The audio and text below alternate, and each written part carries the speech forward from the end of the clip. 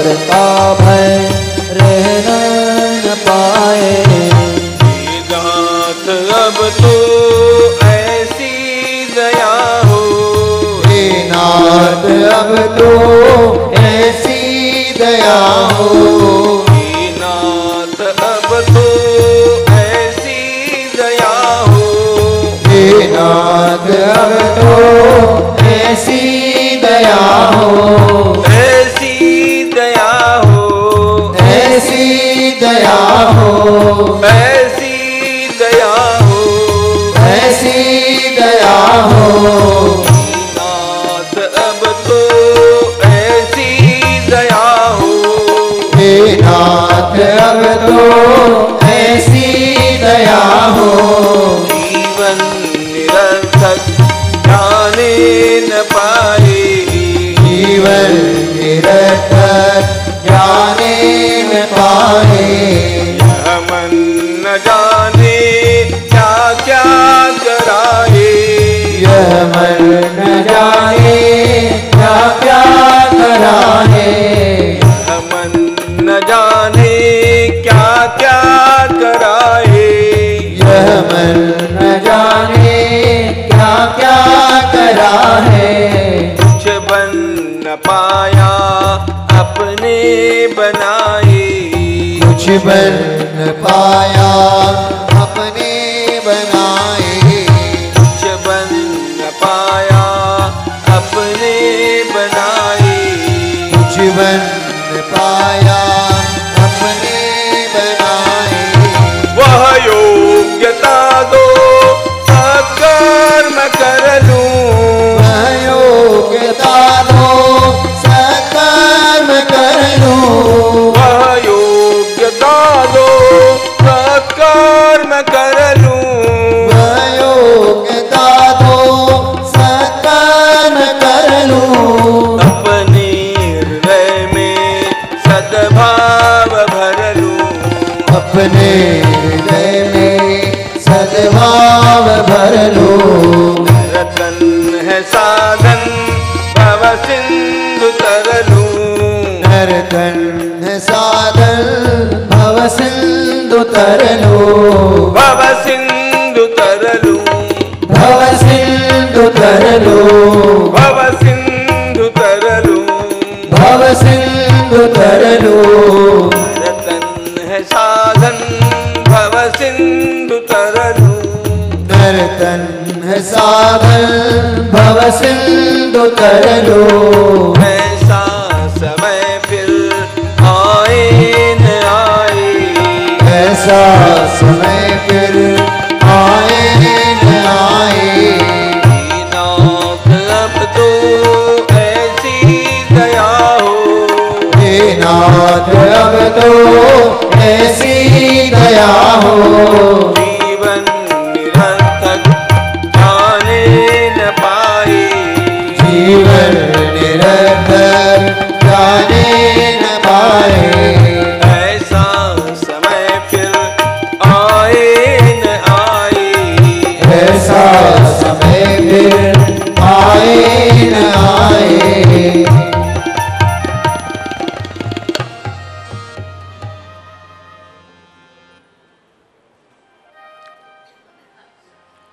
पंडित आत्मदेव की इस प्रार्थना को सुनकर के महात्मा गोकर्ण महाराज ने सारे शास्त्रों का सार मानो निकाल करके 2 श्लोकों में उनके सामने रख दिया। संसार के जितने भी साधन शास्त्र के ग्रंथ हैं, उनका पूरा सार इन 2 श्लोकों में हम लोगों को प्राप्त होता है। देहेस्तिमां सरुधिरे विमतिं त्यजत्वं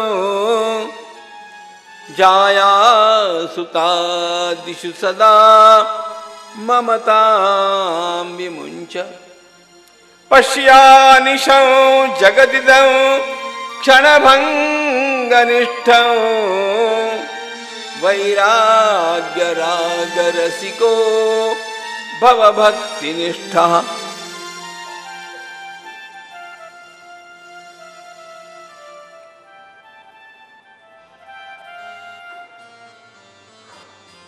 कथा का केवल श्रवण करने वालों की बात और कथा को अपने जीवन में उतार करके जीवन की सफलता के मार्ग पर आगे बढ़ने वाले का प्रयास करने वाले की बात और ऐसे साधकों के लिए यह केवल 2 श्लोक ही पर्याप्त है। उत्तम साधक को बहुत ज्यादा पढ़ने की आवश्यकता नहीं है, उल्टे वह उसके हानि का कारण हो सकता है। थोड़ा पढ़ करके मैं जीवन में क्या उतार सकता हूं इसको देखते रहना यह साधन है। हम शरीर को अपना स्वरूप मानते हैं, इसका त्याग कर दो पिताजी। हम शरीर नहीं है, हम शरीर हो सकते नहीं। शरीर हमारा साधन है, हम शरीर नहीं है। लेकिन हम लोग जीवन भर इसी सत्य को दूर रख करके शरीर को ही पकड़ करके बैठे हैं, जो कि किसी न किसी प्रकार के विनष्ट होने ही वाला है और एक दिन चिता में जलने ही वाला है। पहली बात बताई, मैं चैतन्य स्वरूप परमात्मा तत्व हूं, शरीर नहीं। पिताजी इसको समझना आवश्यक है। ये सारा परिवार और ये बाहर के सारे भी मेरे साथी, ये मेरे नहीं है।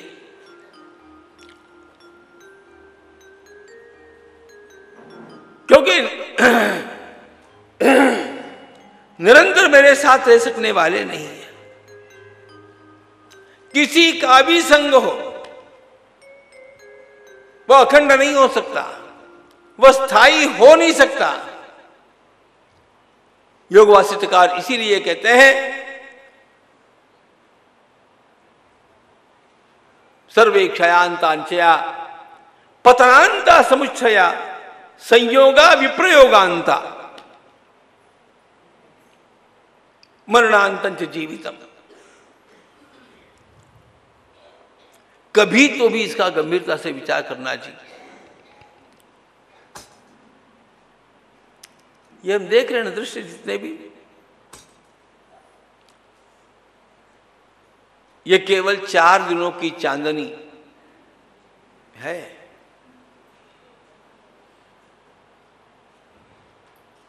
और एक दिन ऐसा आने वाला है कि जिसे जिसे व्यक्ति को और जिस जिस वस्तु को हम देख रहे हैं उनसे हमारा वियोग अवश्य है। पक्का पक्का पक्का।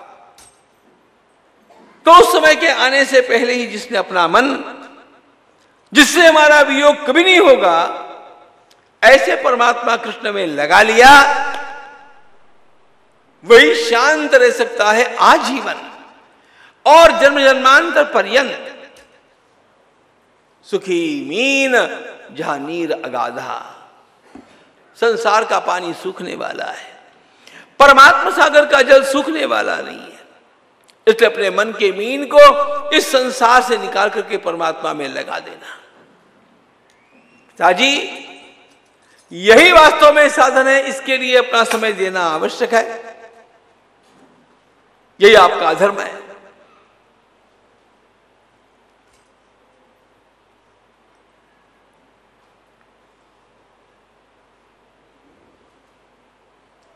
केवल 3 बातों में जितना अधिक समय लगेगा और मन लगेगा लगाना चाहिए। पहली बात तो परमात्मा की रोज पूजा की जाए, पूजा में रस लिया जाए। एकांत में भगवान की पूजा सेवा में इतना रममाण हो जाया जाए कि उस समय बाकी सारी सांसारिक बातों को हम भुला दे सकें। एकांत में परमात्मा की सेवा पूजा में रस। लोकांत में दिन भर तो भी पूजा नहीं कर सकता, फिर लोकांत में आकर के भगवान की मंगलमयी कथा में रस। पूजा करना नहीं कहा है, पूजा में रस लेना कहा है। कथा सुनना नहीं कहा है, कथा में रस लेना कहा है। देखो कथा रस का प्रवाह है। पूजा में भी रस आना चाहिए।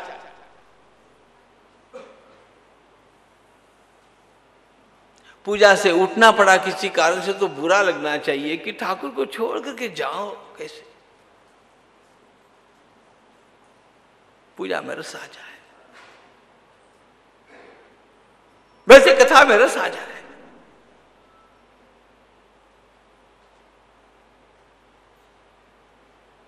एकांत में भगवान की सेवा पूजा में रस, लोकांत में भगवान की कथा में रस।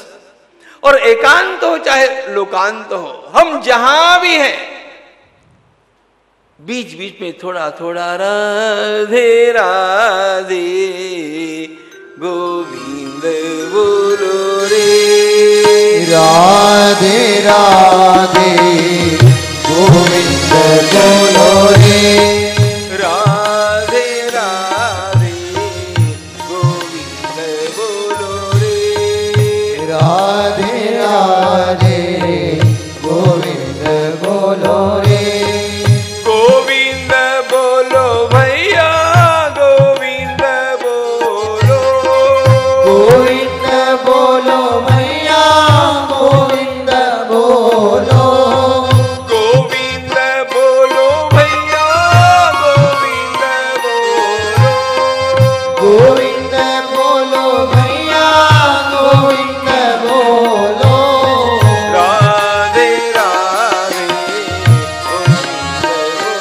रे, राधे राधे गोविंद बोलो रे, राधे राधे गोविंद बोलो रे, राधे राधे गोविंद बोलो रे, राधे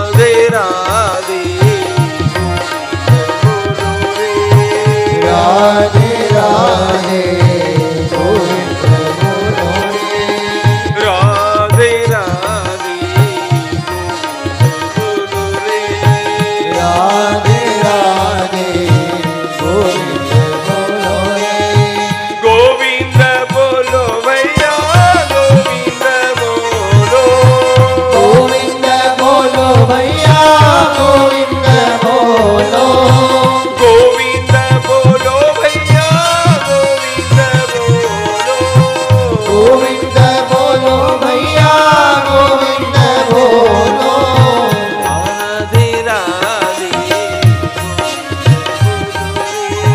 राधे राधे गोविंद बोलो रे, राधे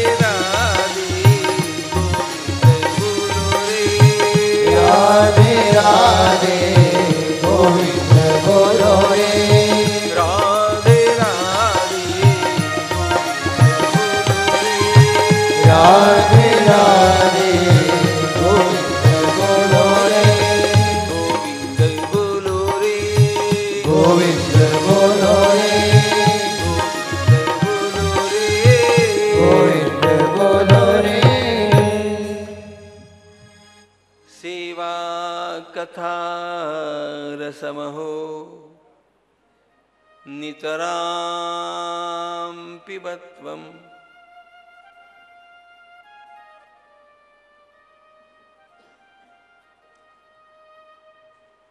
इन तीन बातों से साधन अखंड हो जाता है। देखो, रोज सेवा पूजा करना, अपनी भावना के अनुसार जो भी कर सकते हैं, जैसे भी कर सकते हैं, लेकिन करना और उसमें रस लेना। आप कितने मंत्र तंत्र जानते हैं, आप उसका विधि विधान पूरा ठीक से जानते हैं कि नहीं, इस पंचायत में भी मत पड़ना।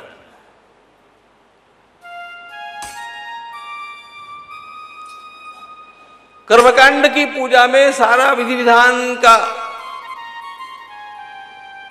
पूरा ज्ञान आवश्यक है, लेकिन जब भाव की सेवा होती है ना, उसमें आपको इसमें मगजमारी करने की आवश्यकता नहीं है। प्रेम से करना। कर्मकांड में शास्त्र के शब्दों का महत्व है और भगवत सेवा में अपनी भावना का, अपने भाव का महत्व है। इसको जानना। एकांत में भगवान की सेवा जितनी जैसे अधिक से अधिक कर सकते हैं। लोकांत में भगवत कथा, आपका मन कथा में लगना चाहिए। कथा आपके गले उतर करके हृदय तक पहुंच जानी चाहिए। कथा में आपको नई जानकारी देने के लिए नहीं बुलाया जाता है। कथा में आपकी चित्त की वृत्तियों का भगवान के साथ संबंध जोड़ देना ही प्रयोजन है।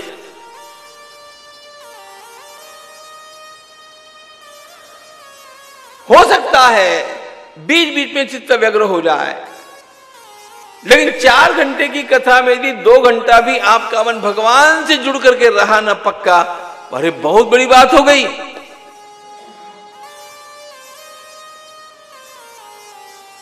उस पर रस लेना चाहिए। और फिर भगवान नाम तो अपना सबसे बड़ा आलम्बन है, सबसे सरल आलम्बन है। पिताजी आपको यही करना चाहिए। अब यहां पर लिखा यह है, गत 60 वर्षा पंडित आत्मदेव को गोकर्ण महाराज ने सारी बातें तब सुनाई जब उनकी अवस्था 60 वर्ष के ऊपर हो चुकी थी।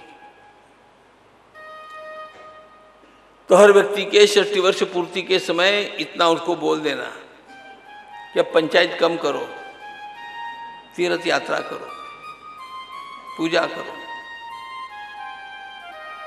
कथा सुनो, संकीर्तन करो, अपना मन संतों के साथ लगा।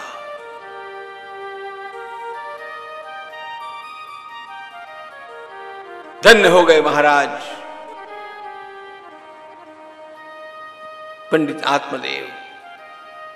गोकर्ण के उपदेश के पश्चात उनका मन स्वच्छ हो गया। अरे वैसे वे मूल में पंडित थे, मूल में ज्ञानी थे। इन सब बातों का विचार चिंतन उन्होंने किया हुआ था। कभी कभी ज्ञानी की बुद्धि के ऊपर भी मलिनता छा जाती है। उसको ज्ञान देने की आवश्यकता नहीं होती है, केवल उसके ज्ञान के ऊपर जो आवरण आ गया उसको दूर करने की आवश्यकता है, और वो थोड़े में हो जाता है। चले गए घर से, परमात्मा की आराधना करते हुए उन्हें भगवान श्री कृष्ण की प्राप्ति हुई। उनका तो उद्धार हो गया, लेकिन घर पर अब धुंधुली है, धुंधुकारी है। धुंधुकारी रोज सताता है, मारपीट करता है। तुमने धन कहीं छिपा करके रखा है, ऐसे आरोप करता हुआ। एक दिन तो उसने कह दिया कि मैं कल तुम्हें जलती लकड़ियों से पिटाई किए बिना नहीं रहूंगा। इन सारी बातों को देख करके बेचारी धुंधुली इससे तो मरना बेहतर मान करके रात्रि में कुएं में कूद करके समाप्त हो जाती है। धुंधकारी को कोई बुरा नहीं लगा। उसने अपनी सारी गणिकाओं को बटोर करके एक स्थान में अपने घर में लाया। वह संख्या में 5 थी। उनके लिए यह चोरी करता था। एक दिन से जेवर चुरा करके लाया। इन 5 गणिकाओं ने मिलकर के उसी को रात्रि में मार डाला, वहीं पर गाड़ दिया, धन के बंटवारे करके भाग गए। उनको तो पैसे से मतलब था। वो जब चीखना चाहता था तो उसके गले को दबाया नहीं, केवल उसके मुख में कपड़ा ठूंस दिया, अंगार भर दिए, छटपटाता हुआ गया। प्रेत उन्हीं को प्राप्त हुआ। अब उसको पछतावा होता है कि ये मेरे साथ क्या हो गया। सीता तप परिक्लिष्टो, बहुत कष्ट पाता है। ये केवल उसकी कहानी नहीं है।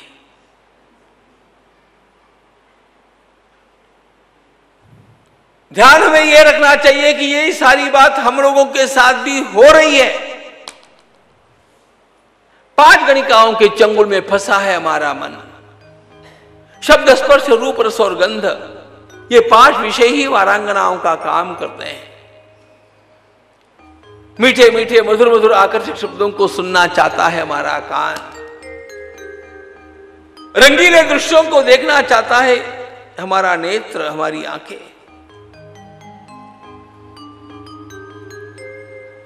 कितने सुगंधित द्रव्यों का उपयोग हम अपने शरीर के लिए करते हैं। नासिका उनको सूंघना चाहती है। अरे कितने स्वादिष्ट पदार्थों का भक्षण करते करते हम लोगों ने स्वास्थ्य भी खराब कर लिया, मन को भी फंसा लिया, कोमल स्पर्शों में आसक्त होकर के रहे।